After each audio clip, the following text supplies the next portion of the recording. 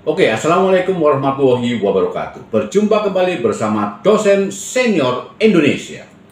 Saudara, hari ini saya akan berbagi tips bagaimana cara memiliki pribadi yang kuat.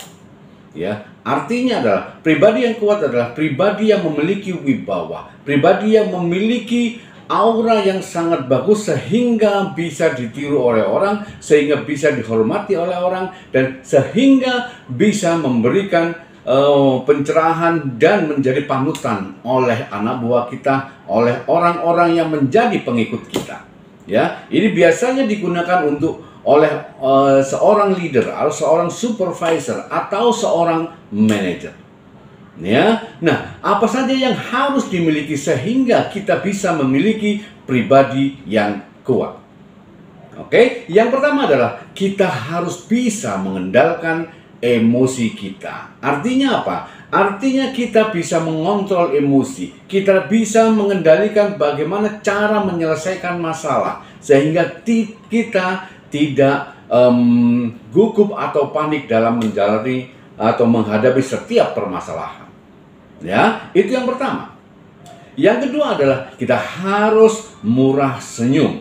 Artinya apa? Bukan tertawa sendiri, bukan senyum-senyum sendiri, tetapi kita murah senyum. Kita memberikan senyuman kepada bawahan kita, kepada orang lain, sehingga orang lain yang bertemu dengan kita akan merasa lebih nyaman berhubungan dan berkomunikasi dengan kita. Ya, itu yang kedua.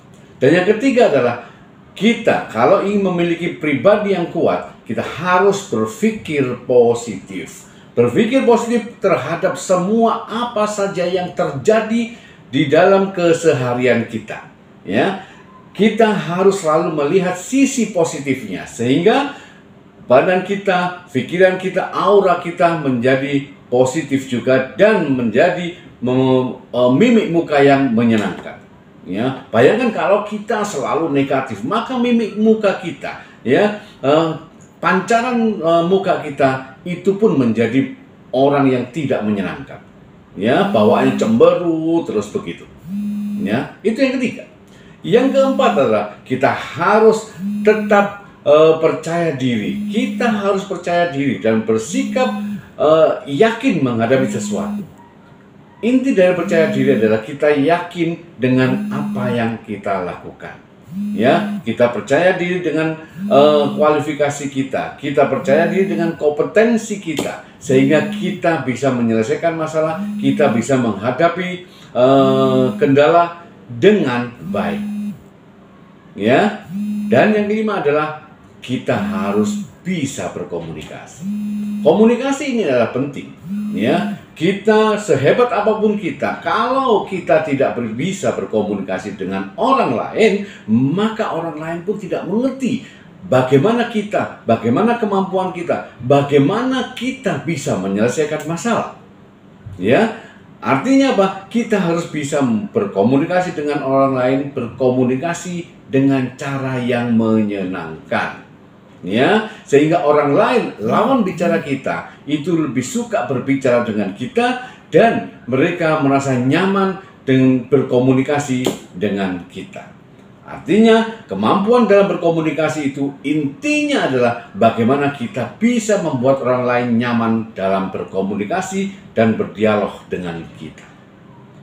Ya, yang selanjutnya adalah kita harus rutin berolahraga. Kenapa? Kalau orang yang rutin berolahraga, maka dia akan memancarkan kesegaran dalam tubuhnya, memancarkan wajah yang fresh, sehingga orang lain yang melihat pun akan nyaman, akan enak.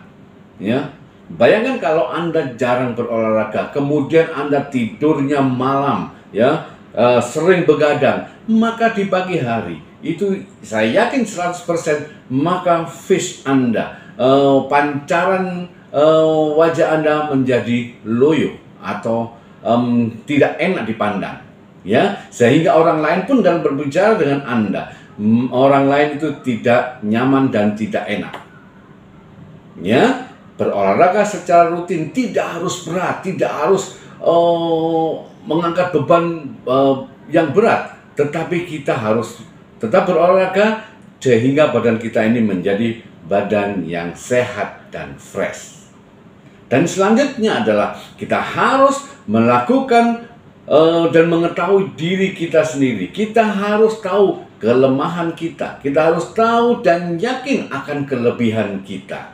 Artinya kita harus percaya diri kepada diri kita sendiri dan orang lain akan ikut percaya kepada kita. Ya, dan selanjutnya kita harus bisa menguasai emosi kita. Kita harus bisa menyelesaikan permasalahan dengan cara yang tenang. Dan yang terakhir, ini yang paling penting. Ya, untuk menjadi pribadi yang kuat, kita harus lebih banyak mendengarkan. Ya, dalam sebuah pertemuan, dalam sebuah perkumpulan, lebih baik kita banyak mendengar daripada kita banyak berbicara. Ya, karena banyak berbicara yang tidak jelas akan menunjukkan kelemahan kita. Maka dalam perkumpulan, dalam pertemuan-pertemuan, kita hanya berbicara yang penting-penting saja, yang sesuai dengan kompetensi diri kita. Sehingga apa yang kita ucapkan itu tepat dan benar.